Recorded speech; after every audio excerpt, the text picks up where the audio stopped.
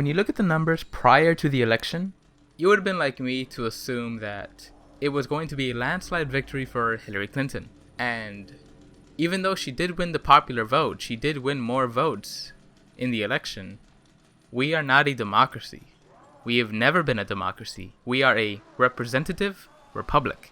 We elect officials to vote for us. So over the past few days, I've been doing my thing, me and my friends. I'm trying not to seem like a downer because I don't want to be a downer. I'm sure everyone's dealing with things, and I don't want to exacerbate things. So what I'll say is this. If you've been watching my channel for a while, you know that I like to look at the numbers and all that stuff. So that's what I did. That's what I do when these kinds of things happen. I looked into the numbers, and I realized a major flaw in the methodology in how we apply everyday conversations revolving around politics in real life and on the internet. I noticed a lot of my friends have been flat out abandoning each other. Friendships are ending. Before I start sounding all basic, I want you to understand that this point I'm bringing up is not necessarily a point about togetherness. It's more a point about partisanship and perspective. Because when you remove people from your life that differ from you slightly, like let's say if you are a Hillary Clinton voter and you are upset with a friend who voted third party, are your feelings justified? Yes, but so are theirs.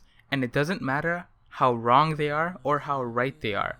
The point is, you are closing the doors on the conversation.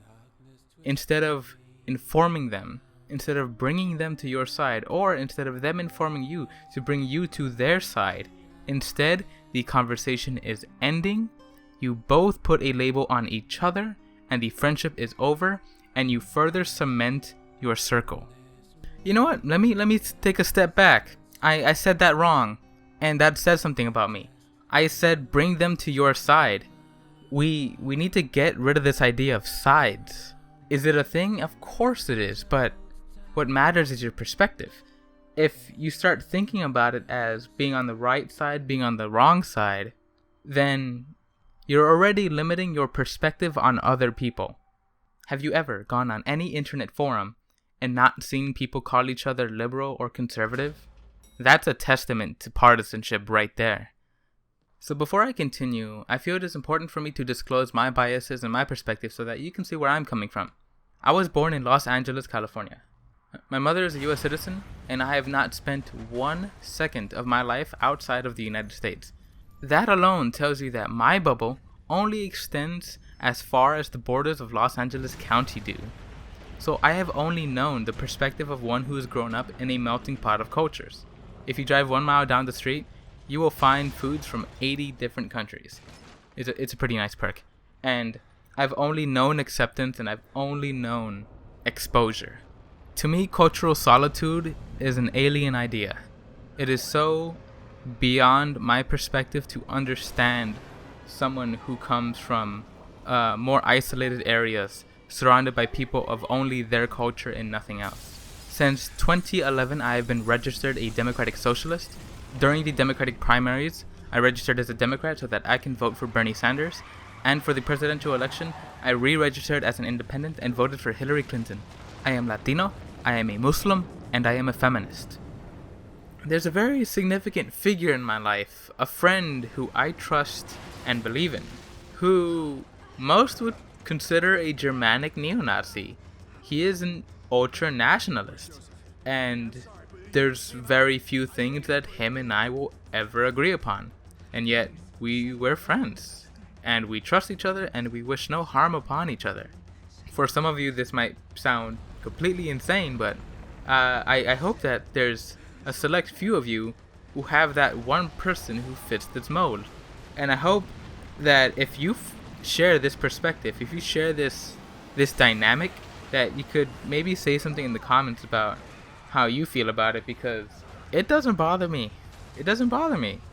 When I talk to someone else who, in the past, who disagrees with me, I'd go into attack mode, but when I speak with him, I value the friendship, and I change my language, how I approach things, and I get rid of my condescending ass fucking tone.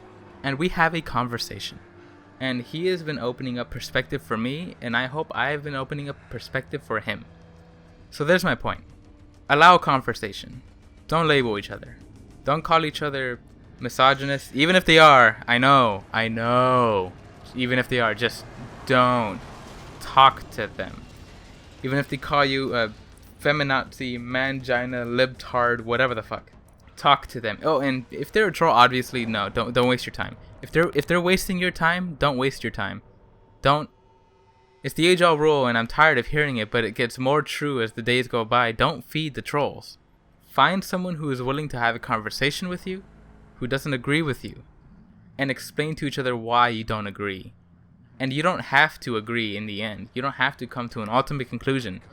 You need to understand each other's perspective. Because clearly, during this election, we did not understand the perspective of those who are living in isolation, of those who are working class white Americans. We did not understand their perspective. And we assumed, here in California especially, we assumed because of our melting pot of acceptance that the rest of the United States was the same way. And it is not. I hope this shed some light for you. I originally decided to make this video to find a way to comfort people, but like I said before, I feel it is better to provide you with the tools to do that yourselves. Because despite my confidence in the general people being crushed recently, I still haven't lost it. And I still have trust in people to come to the right conclusion. So please, ask your friends for forgiveness, open a conversation, and move on together. Have a great day, everyone.